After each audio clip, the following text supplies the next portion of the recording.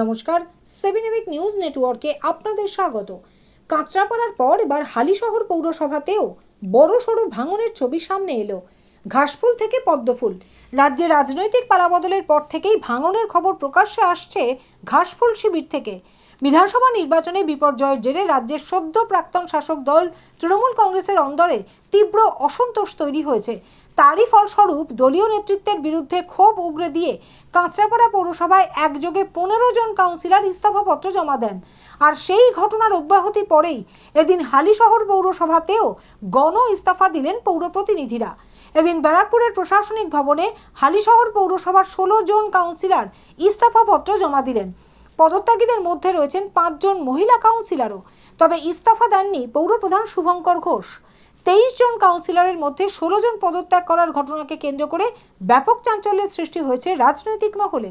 সেই সঙ্গে গোটা হালিশহর জুড়ে নাগরিক পরিষেবা ব্যাহত হওয়ার আশঙ্কাও তৈরি হয়েছে। যদিও বীজপুরের নবনির্বাচিত বিজেপি বিধায়ক সুদীপ্ত দাস আশ্বাস দেন, কাউন্সিলরদের গণ ইস্তফায় পৌর পরিষেবায় কোনো প্রভাব পড়বে না এবং সাধারণ মানুষের পরিষেবা স্বাভাবিকভাবেই চলবে। আমি যা শুনতে পেলাম, যা এসডি অফিসে নাকি ওনারা গিয়েছিলেন, আমি তো ওখান থেকে যা শুনতে পেলাম যে 16 জন মতো নাকি পদত্যাগ করেছে। হ্যাঁ, শুনলাম যা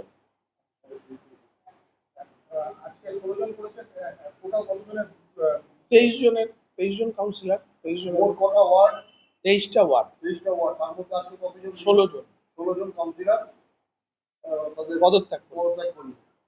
বাকি কতজন রইল? 16 আর 7 জন। তার মধ্যে এই চেয়ারম্যান ভাইস চেয়ারম্যান রয়েছে।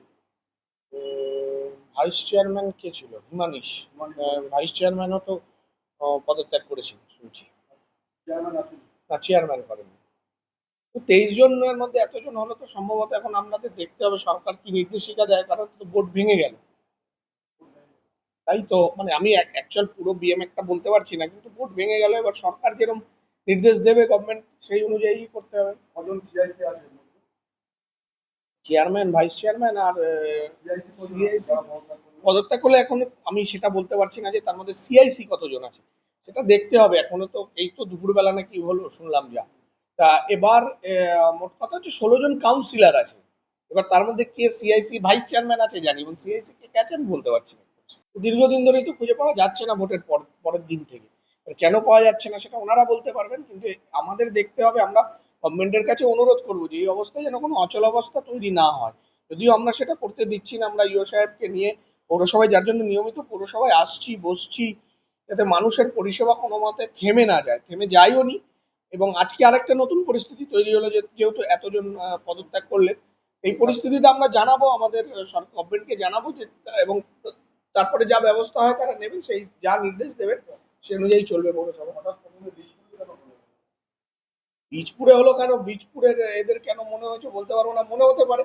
আমি তো টিভিতে এক জায়গায় দেখছিলাম, এখানকার টাউন প্রেসিডেন্ট যিনি, উনি বলছিলেন যে জনাদেশ মেনে নিয়ে ওনারাও মনে করেছেন যে ওনাদের আর নৈতিকভাবে এই চেয়ারে থাকার অধিকার নেই। 16টা ওয়ার্ড কেন, 23টা ওয়ার্ডেই যারা আছে তারা তো কোনো কাজ করছিল না ভোটের পর থেকে, তারা তো অফ।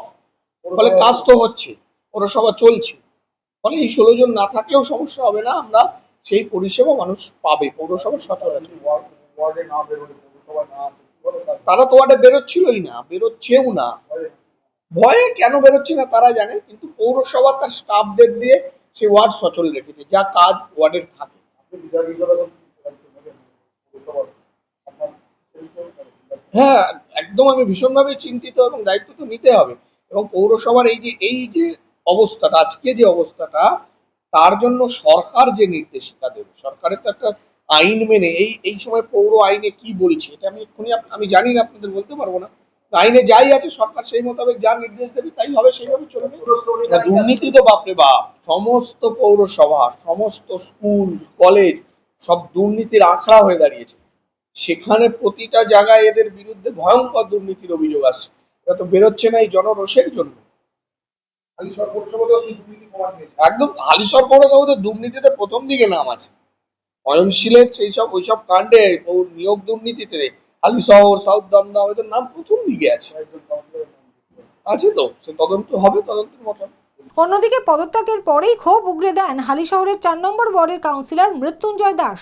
তার অভিযোগ, নির্বাচনে ভরাডুবির পর প্রাক্তন বিধায়ক থেকে সাংসদ দলের শীর্ষ নেতৃত্বের তরফে কাউন্সিলরদের সঙ্গে কোনো রকম যোগাযোগ রাখা হয়নি।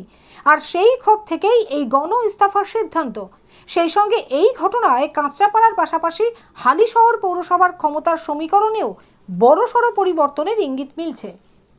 রাজাদের রিপোর্ট, 7 এবেক নিউজ নেটওয়ার্ক। আরও বিভিন্ন খবরের আপডেট জানতে হলে অবশ্যই সাবস্ক্রাইব করুন 7 এবেক নিউজ নেটওয়ার্ক চ্যানেলটি, কারণ আপনাদের একটা সাবস্ক্রিপশন আমাদের কাছে অত্যন্ত মূল্যবান। পাশাপাশি অবশ্যই ফলো করুন আমাদের হোয়াটসঅ্যাপ চ্যানেলটিও। জয় Hind.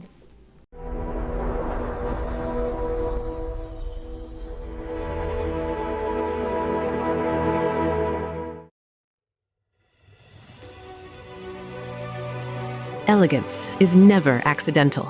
It is chosen, curated, defined by intention.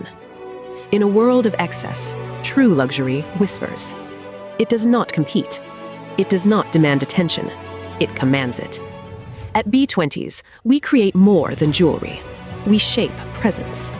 Every curve is considered, every surface refined, every detail deliberate, crafted with precision, finished with restraint, designed not to overpower, but to elevate. Because luxury is not about display, it is about distinction. The quiet confidence of gold against skin, the subtle brilliance of light catching movement, the harmony between strength and grace.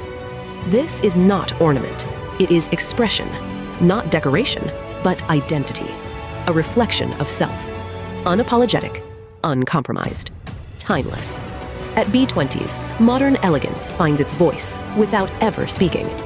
This is refinement without noise, beauty without excess, luxury without effort. B20s, the premium luxury brand. Elevate your everyday.